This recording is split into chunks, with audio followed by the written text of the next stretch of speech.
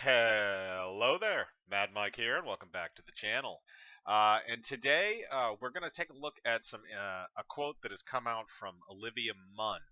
Now, this is in continuation to something else that I covered a little while back, which was kind of the idea that Bryan Singer and Simon Kinberg really didn't know what they were doing when they were doing X-Men Apocalypse and later on X-Men Dark Phoenix. So they're basically what that was is that Olivia Munn was saying that they never did any research on the characters.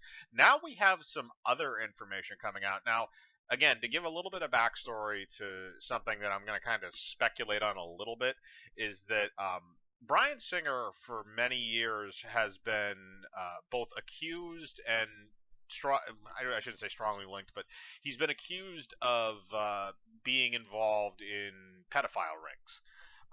Just saying that he would go to parties in Hollywood where they would pass around young boys and stuff like that, which is very horrible, seedy, disgusting stuff. And some of these people who are now older and now adults are coming out and saying that he did this or he did that. We saw it when X-Men Days of Future Past was released. We saw it again when X-Men Apocalypse was released, and it's only gotten worse since then. Now here's the thing: is that I don't necessarily know how much hard evidence there is that he participated in any of these things, but regardless of that, it was enough to remove him. From I believe it was the Directors Guild, or it could have also been BAFTA, but he was removed from a few major film things because of this, and at the same time he was kind of blacklisted by Hollywood after the incidents involving his involvement on Bohemian Rhapsody, where he was fired with 3 weeks left in the production, and reportedly star Rami Malek, who, if I remember right, I think he won Best Actor for that. Or at least he was nominated. He basically said it was unpleasant or was not pleasant working with Bryan Singer, which is something that's been echoed by a lot of people. But Olivia Munn has some kind of strange things on set, and I'm going to explain this. I'll give you the exact quotes, but I'm going to explain this a little bit because it's kind of you have to kind of know how a film set works to kind of understand, when something is kind of strange. Because the thing is like when a lot of people first step on a film set, you don't know what to expect. Even if you've been to multiple film sets, sometimes you don't know what to expect because different directors kind of run different shows, so to speak. Especially, when it comes to the actors.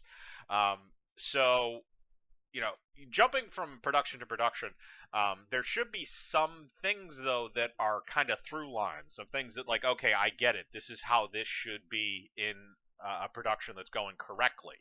Um, and this also shows that Bryan Singer has definitely kind of stepped away from the quality of a filmmaker that he was when he was making films like X-Men and X2. Um, or, the other option is those things could have also been just happy accidents, and he's really been a shitty director from the start, which we have seen before, to be fair.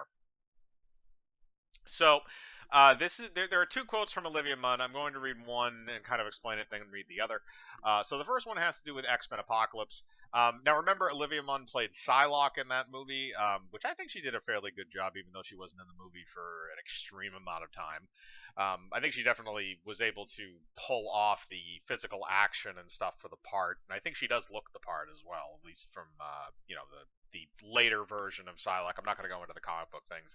A whole bunch of shit happened where she changed bodies, but basically, she goes on to say, when we shot X-Men, I never shot a huge movie like that before. I didn't know what was right or wrong, but I did know that it seemed strange that Bryan Singer could check out and say he had a thyroid issue instead of going to a doctor in Montreal, which is a very high-level working city.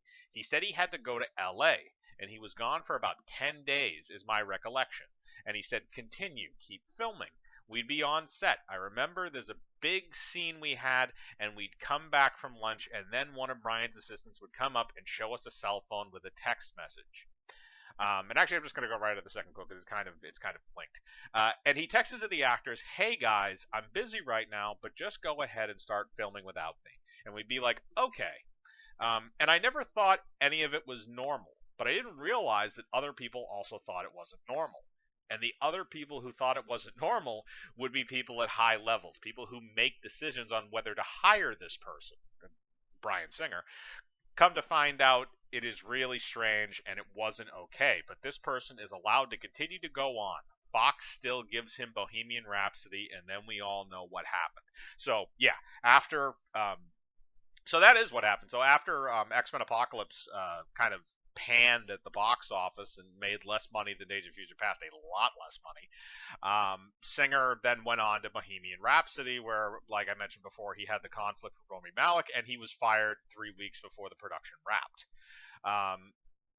So here's the situation that we have here. So he's filming in Montreal. I actually originally thought it was Vancouver. I'm actually going to check that very quickly. And I stand corrected, it was Montreal. But he's stuck in Montreal, and then he flies to Los Angeles to get treatment. Now, here's the thing. Um, Montreal to Los Angeles is not a short flight. That is 3,000 miles. That is the equivalency of basically flying all the way across the United States from East Coast to West Coast, or to either coast. It's something that it doesn't really make sense why you would go to that length unless there was like a doctor or something that he particularly wanted or that knew his condition. But the thing is, he just said it's a thyroid condition. Nothing was ever made of it. But at the same time, you're making a film that is worth over $200 million in total, for the production budget, including your own salary. Um, so here's the thing. Why wouldn't you go to a closer hospital and get easier treatment instead of forcing yourself to fly 3,000 miles and then fly 3,000 miles back after receiving treatment and probably get a shit ton of jet lag in the process? Um, why would you go through all that? Now, this is there are things that I'm thinking in my head in terms of maybe some horrible things that he might have been doing. But obviously there's no way to substantiate it, and I don't feel like getting sued for slander in case somebody comes across this video. But the thing is, it's sketchy. Let's just put it that way. It is sketchy to do that, and it is almost unheard of for a director to be away from the set for that long, unless it is a very serious illness. Even there are many stories of even directors who are dying while filming, while making the film, and they still somehow manage to complete the film, and then they die later, like they die like a couple months later, or they die at the end of the production. Stanley Kubrick with Eyes Wide Shut. Mario Bava, I can't remember the name of the film, but he was basically almost dead. Lucio Fulci, another one, a couple of Italian guys have had that happen now. But he was kind of the same way. I think it was Zombie 3, I believe, was the movie that he was kind of going out on. He may have done one or two more after that, I think. But you had that. Kubrick is obviously one of the biggest ones with Eyes Wide Shut. But there have been others too. But the thing is that directors, like, it's either one of two things. Either Bryan Singer was up to something and he didn't want anybody to know about it in Los Angeles, or somewhere else, because God only knows where the hell the guy went after he got to Los Angeles, because I'm assuming somebody at least dropped him off and got him on a plane. So they knew he was going to LA first, but who knows where he went after that. I mean, again, 10 days, somebody with a very large wallet and unaccounted for.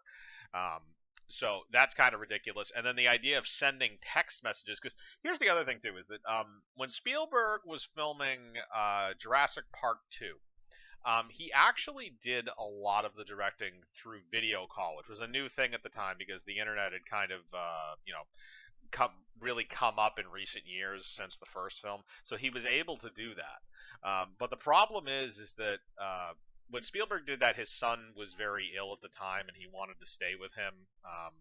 And I don't remember the exact specifics on some of the stuff. I know he was there for a decent amount of the production, but obviously he had to kind of step back because of that. But his assistant director, I think, did a lot of what he did, what he was going to do, but also followed his instructions. And also at the same time, it's Steven Spielberg. The guy could probably direct an Oscar-nominated film from his couch if he wanted to. So that's not really that surprising to me. But what Singer was doing is he was literally just sending a text message and saying, "Oh yeah, just go film it without me." That shows somebody again who was either up to something or somebody and just needed to get away for whatever period of time and had to sacrifice everything to get out of there for those 10 days. Or it's somebody who has absolutely zero commitment to that project. And that's odd considering that, I don't know about any of the production problems that happened with Days of Future Past, if any, but that it seems like a night and day comparison. Apocalypse is almost like a phone in compared to Days of Future Past. And it's kind of ridiculous. And then, Dark Phoenix after that, too, was just a complete train wreck. So you go from those films, even though I know Singer didn't direct Dark Phoenix, I'm just saying in terms of the X-Men timeline. But the thing is that you have to draw. It has to be one of those two things. He had to have either been up to shit or he just didn't care. Both are not good. And the thing that I kind of I've always really liked about Olivia Munn is, originally, I don't know if it was originally, but early on in her career, she was on G4. For anybody that remembers that old channel from cable, which is not around anymore.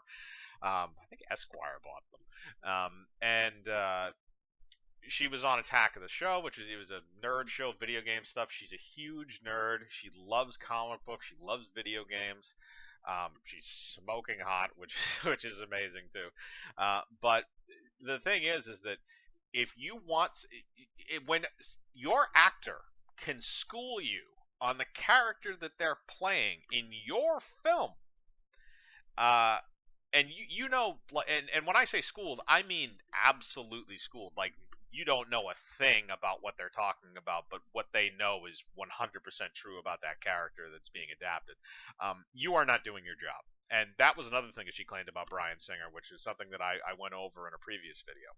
But you gotta kind of question that from a perspective of a professionalism. And then of course you have the follow-up problem with Bohemian Rhapsody, which we don't know the extent of what the hell happened on that set. All we know is Rami Malek does not like him. That's really the only fact that we kind of know at this point. And that there were some form of problems because he was removed from that set with 3 weeks left in production. Now the other thing is, I'm not sure which scenes were being filmed from Apocalypse during that 10-day period. I'm assuming it was not filler scenes because Olivia Munn actually states that there was a very large, I think that she says that there was a large action scene that they were planning on shooting, which involved her.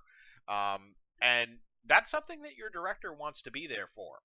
Because if he's not, and it doesn't turn out right, guess what? You have to refilm it.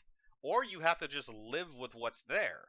Now, most directors would not, would obviously be present for it, again, unless there was, extenuating circumstances. But, look, I think it's just odd, and I think it's good for Olivia Munn to kind of point this stuff out because it's something that a lot of people, like she's one of those people, she'll just come out and say it. And I like that. I like the fact that she's very blunt about it because a lot of people aren't. A lot of people will just dance around it and say, oh, like Rami Malek, like, oh, it was not pleasant. It's like, well, how was it not pleasant? I mean, did Bryan Singer take a shit in your cereal? Was that what happened? Was that a not pleasant part of it?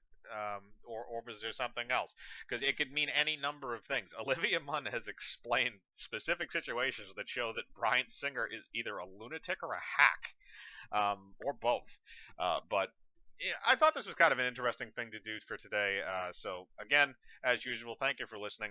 Leave in the comments below what you think about this. Do you think Bryan Singer is a piece of human garbage?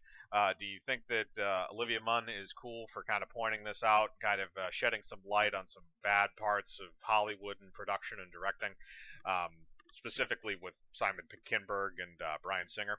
Or do you not give a shit and you just kind of you're just not involved. You don't really care much for the Fox X-Men franchise or Singer's films or Kinberg and films he's produced and directed.